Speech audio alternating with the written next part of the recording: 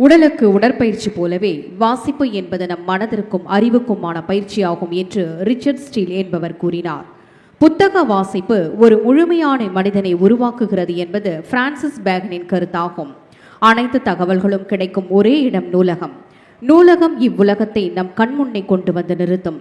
புத்தகங்கள் வாழ்க்கை குறித்த நம் கண்ணோட்டத்தை முற்றிலும் மாற்றி வெற்றி என்னும் நெடிய பாதையை நோக்கி நம்மை அழைத்து செல்கின்றன. காலம் எனும் பெருங்கடலில் நம்மை கரை சேர்க்கும் கலங்கரை விளக்குதான் புத்தகங்கள் என்றார் எட்வின் பெர்சி. இத்தகையதான புத்தக திருவிழா 6வது நாளாக சிறப்பாக நடைபெற்று கொண்டிருக்கிறது. மாணவர்கள், பொதுமக்கள் என அனைவரும் கலந்து கொண்டு கருத்துக்களை கேட்டு வாழ்வினை மேம்படுத்தும்படி திருவள்ளூர் மாவட்ட நிர்வாகம் சார்பில் அன்புடன் கேட்டுக்கொள்கின்றோம்.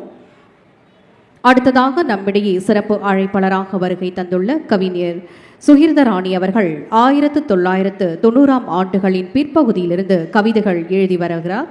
தமிழில் 6 கவிதை தொகுப்புகளும் ஆங்கிலத்தில் ஒரு மொழிபெயர்ப்பு கவிதைகளும் மொழிபெயர்த்துள்ளார். எழுதியுள்ள இவரின் படைப்புகளில் பெண் உடலை கொண்டாடுவதை பற்றியும் பெண்ணாகவும் தலித்தாகவும் பிறந்த இரட்டை அனுபவத்தை உள்ளடக்கிய அடக்குமுறை ஜாதி அமைப்பின் மூலம் அடையும் தண்டனைகளும் விரிவாக எழுதப்பட்டுள்ளது. தேவமகள் கவிதூவி விருது பெற்றுள்ளார்.